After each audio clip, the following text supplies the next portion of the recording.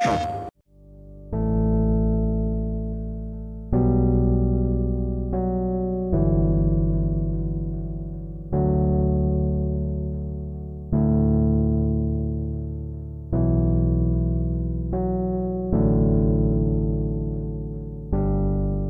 am super duper excited that we're at Comic-Con because to me it's just like popular culture. That is it, man. The fact that we're invited to participate is a big deal because it means we're part of popular culture, and if we have made the grade to be a part of it, then that's awesome. That means that we're succeeding at making people happy with the game, and that's totally our goal. It's huge.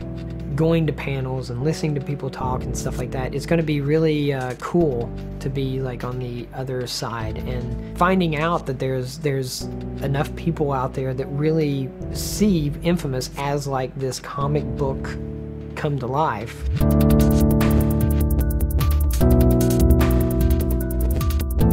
I think when we were doing the original Infamous, we knew we were doing superhero, but I don't think we wanted to do it in kind of super traditional superhero way. Like, the first thing we'd have to tell people is, no, he doesn't wear tights or anything like that. It's like, what if it's a regular person who would get superpowers?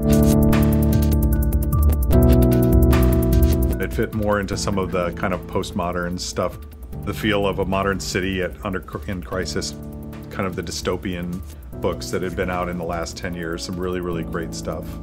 The most direct influences on Infamous don't come from the comics I read growing up. It's from all the media that was influenced by those comics. It was kind of second generation stuff. So Batman movies, especially the recent Batman movies, have been a big influence for us because they have that sort of spirit of comics in them, but it's filtered through a modern, up-to-date gestalt. The city feels realistic. The characters are flawed. I don't think we wanted to just say, well, here's this comic, let's just go make it, and just change the character. I don't think that would have been a huge failure for us. So this is an honorable treatment of a comic hero.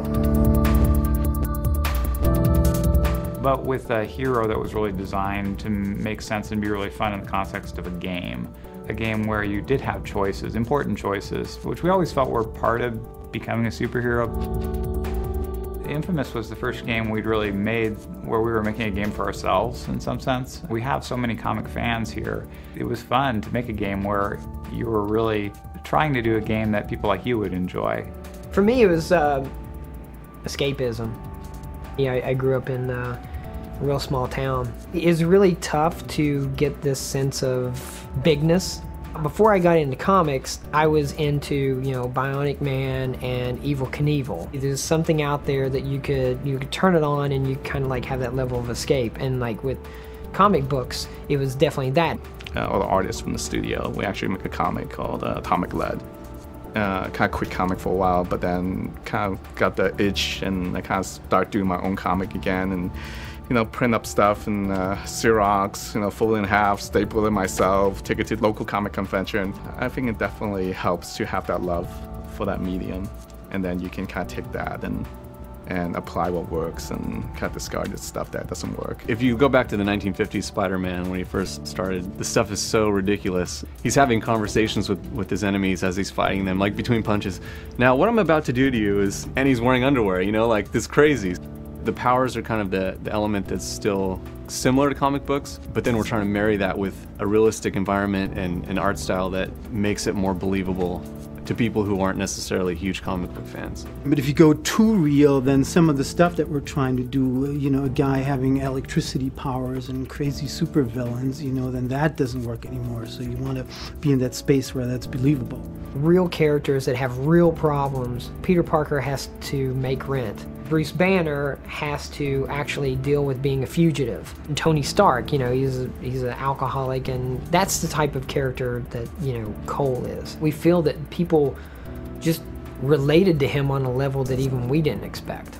I think that the kind of the history of video games made out of existing heroes was one of the reasons we decided to go with an original IP. They've had a mixed bag. It has a whole bunch of expectations and limitations that have been built into its universe. You know, you take Superman as an example. The guy has unlimited power. And if you're going to build it out of that character, it's like, well, kryptonite harms him, but otherwise, what is he not going to do, you know? It's very difficult to make a video game where that's really fun. Video games suck at that. They only succeed if they bind you into space, play space. In Infamous 2, you just basically have the expectations of staying true to the characters that, you know, you originally created. So you get to capture a lot of that rawness that you don't get when you're trying to stay true to an existing established character, you know. But here we get to just, you know, create what we want, which is awesome.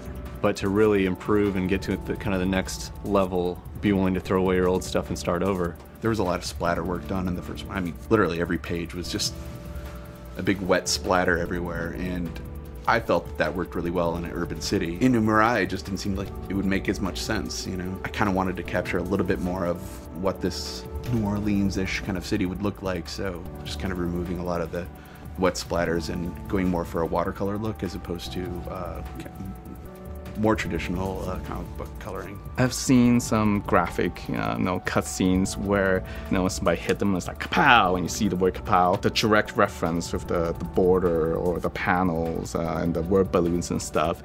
It's really an element of the printed medium. Some of those things doesn't really apply. This is an evolution of, taking something that printed and now seeing it, in motion and with sound. Like all art form, is always evolving, which is really exciting. Super, super exciting to be, at that edge. And what we're doing is not a comic book, nor is it a straight, full-on, animated piece. It's actually somewhere in between, and we're trying to carve that little niche.